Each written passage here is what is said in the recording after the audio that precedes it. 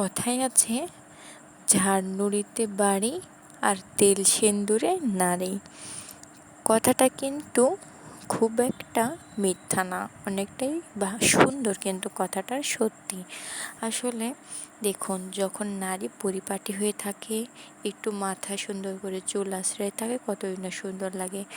আর আগের যুগে যেহেতু মাটির বাড়ি ছিল, তাই বলা হতো নুড়ি দিলে বাড়ি দেখতে অসম্ভব সুন্দর লাগে, আর ঝাড় দিলে তো আরও বেশি ভালো লাগে। এটা তো আপনারা সবাই জানেন। তো হ্যালো এভরিওয়ান, আসসালামু আলাইকুম।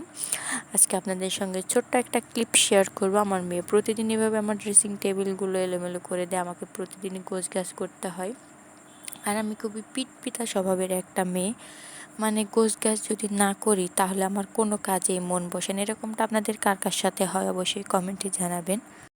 আমি আসলে এরকমই, আমার মনে হয় যদি আমি একবেলা খাবার নাও খাই, কমও যদি হয়, তাও আমার ঘর বাড়ি সুন্দর থাকতে হবে, আমার মনোভাব এরকম। কিন্তু শ্বশুর বাড়িতে আর তো সেটা হয় না।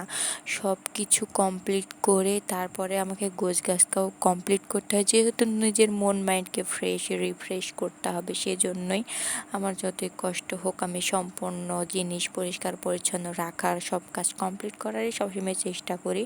সব কাজ কমপ্লিট করার পরে যদি আমার অবসর সময় থাকে, আমি সেই সময়টা একটু ঘুমাই। আর এইখানে দেখুন, আমার এই ড্রেসিং টেবিলের নিচে মানে কি যেন একটা বাসা বেঁধেছিল মাটির, আমি সেটা ভেঙে ফেলেছি। কিন্তু এই মাটির দাগটা পানি দিয়ে না মুছলে কোনোভাবেই তোলা সম্ভব হচ্ছিল না। তো সেটাই আজকে কমপ্লিট করলাম। শ্বশুরবাড়িতে দেখুন, আপনাকে যদি সুন্দরভাবে থাকতে হয়, বাঁচতে হয়, সব কিছুই আপনাকে কিন্তু একা হাতেই সামলাতে হবে, করতেও হবে।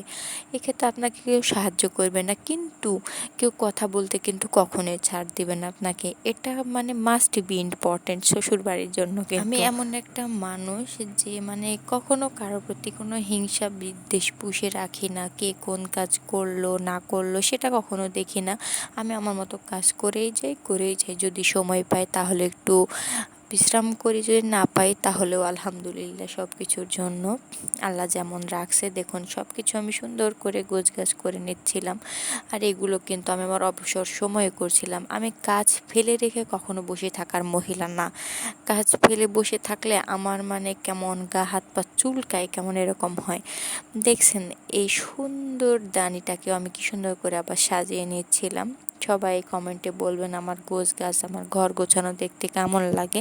আর এরকম ভিডিও যদি আপনারা আরও বেশি চান, আমি আরও বেশি দিতে থাকবো। আপনাদেরও আইডিয়া হবে কিভাবে সব কিছু আপনারা পরিপাটি রাখতে পারেন। মানে লাইফে সব মানুষ কিন্তু পরিষ্কার পরিচ্ছন্ন হয় না, আল্লাহ সবাইকে সব গুণ দিয়ে তৈরি করে নাই। আর শোনেন, আমি একটা কথা বলি, অতিরিক্ত পরিষ্কারও কিন্তু মানে এটা আপনার জন্য ক্ষতিকারক। মানে আপনি কাজ দেখে বসে থাকতে পারবেন না, এক্ষেত্রে আপনার শরীরের কোনো রেস্টও হবে না, যেটা আমার সাথে হয় সবসময় আর কি। সেজন্য আপনাদের মাঝে বললাম। আর যারা চ্যানেল নতুন, তারা অবশ্যই আমার চ্যানেলটাকে সাবস্ক্রাইব করে দিয়ে আমার পাশে থাকবেন। আমার ভিডিওগুলো কেমন লাগে অবশ্যই কমেন্টে জানাবেন, ভালো লাগলে একটা লাইক দিবেন। সবাই আমাদের জন্য মন খুলে দোয়া করবেন। আল্লাহ হাফেজ সবাইকে, আসসালামু আলাইকুম।